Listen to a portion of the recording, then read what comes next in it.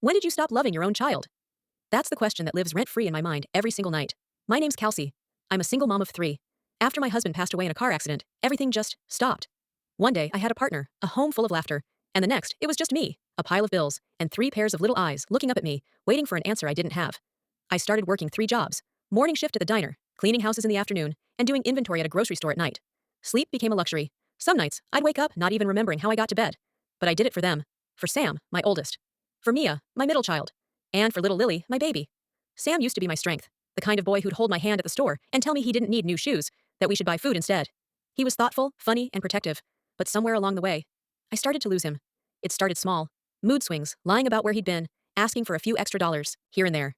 I brushed it off. I told myself, he's just a teenager. But then the money started disappearing. And so did my peace of mind. One day, I found a little plastic bag hidden under his mattress. My heart sank. I wanted to scream, but instead, I just sat on the floor, holding it, crying quietly so his sisters wouldn't hear. I tried everything. I begged. I yelled. I prayed. I took him to counseling, to church, to rehab. For a while, I thought it worked. He looked better, ate dinner with us again, even joked around like old times. But addiction is a monster. It doesn't knock twice. It just breaks the door, down when you least expect it. Then came Daptushit that night. It was around 3 a.m. I was half asleep when I heard crying.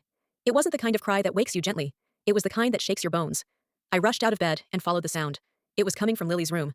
When I opened that door, my world shattered. Sam was standing in the middle of the room, trembling. His eyes were red, wide, lost. He had a knife in his hand. And Lily, my baby, was curled up, in the corner of her bed, too scared to move. I froze. For a second, I didn't even recognize him. He looked gone.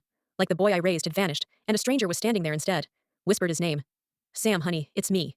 He turned slowly, tears streaming down his face, mumbling. They're after me, Mom. They're in the walls. That's when I grabbed Lily, ran out, and locked the door behind us. My hands were shaking so bad I could barely dial 911. The police came within minutes. They took the knife from him gently, like he was a broken thing.